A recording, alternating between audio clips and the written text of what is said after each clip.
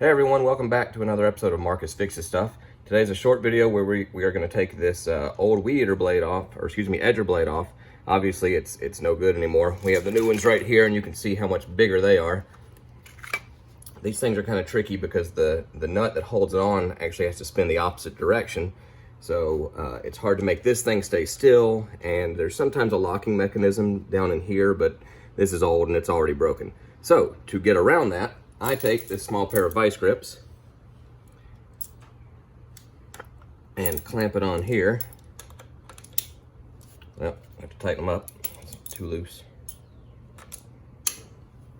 So then it locks it in place right there.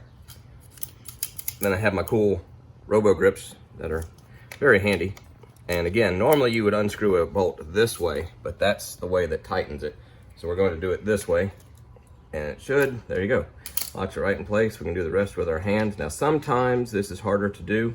I've had to really fight these before, and I don't have an impact wrench, which would make it a lot easier because it would pop that thing right off. You might want to hit it with some WD-40, liquid wrench, something like that, just to let it go. But as you can see, it just comes right off now.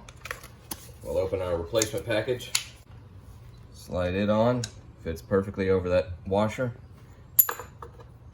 Big washer, little washer, and the nut. And again, if you twist it this way, it's not going to go on. So you got to twist it opposite of what you would normally do, like that. And you can tighten it by hand. I'm just going to grab it and just give it a little twist like that. Make sure it's on there good.